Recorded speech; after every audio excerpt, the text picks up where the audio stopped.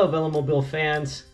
One of the first things we need to do when we order a Velomobile is to choose our color. And on the surface this might seem like a very simple thing. And yet somehow this is always the thing that takes me the longest. So let's take a look at the options and the various things to take into account when choosing your colors.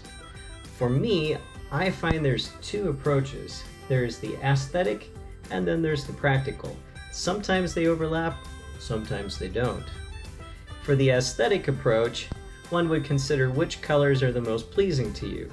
Popular combinations include white and metallic green, white and metallic blue, there's a bunch of custom colors, and the aesthetic approach wants to find the most beautiful Velomobile combination possible, and is fine with paying extra for some nice custom colors.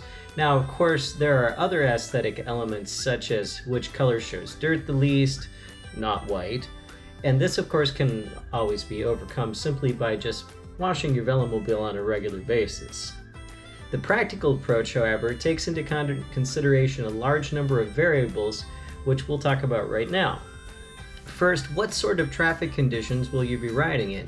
Are you planning mainly to ride on very quiet country roads or rail trails, or will you be riding in a city situation like I do, where you're commuting with a lot of heavy traffic? For those riding in traffic, the most important consideration for color is something eye-catching. Bright colors are especially valuable in this situation. Now, when I was ordering my bulk, I spent a couple of weeks taking note of which cars on the road my eye was the most drawn to. I found brighter blues, red, and yellow were the ones that stood out the most to me.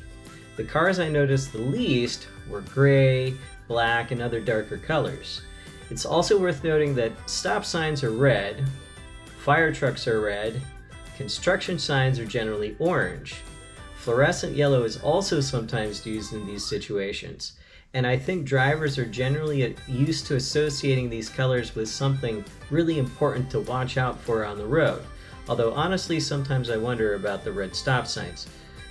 That's what led me to settling on orange and red for my Velomobiles.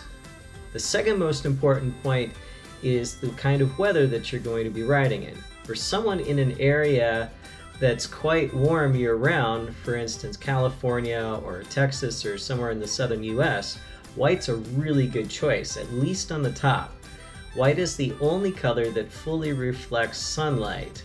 Before ordering my bulk, I did a test with some different colors of vinyl wrap that I had sitting around.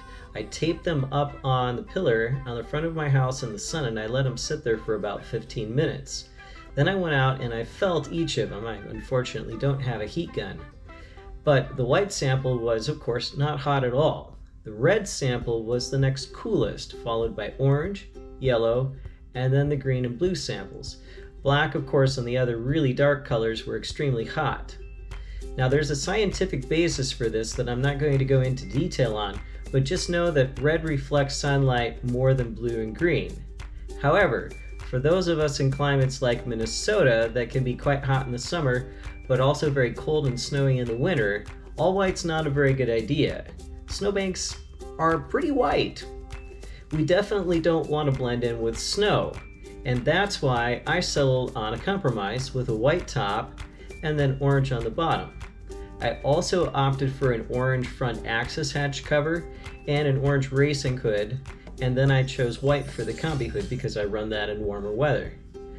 So this way I still get the advantage of the white top for reflecting a lot of the sunlight, but I get the brighter colors for visibility, especially in snowy conditions in the event that it ever snows here again.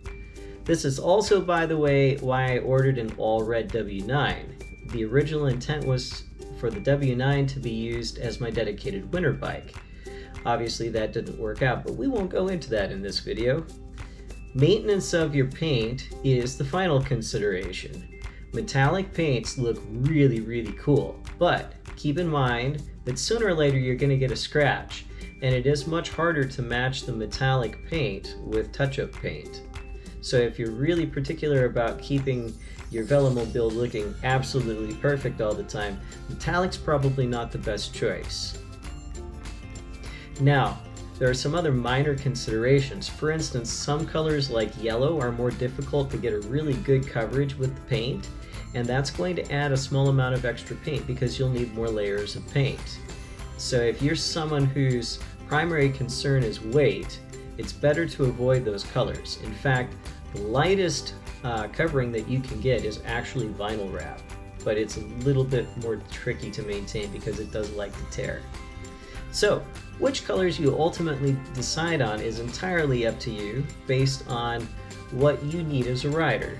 And I hope this video can give you some things to consider while you're going through the order process and thinking about which colors to choose.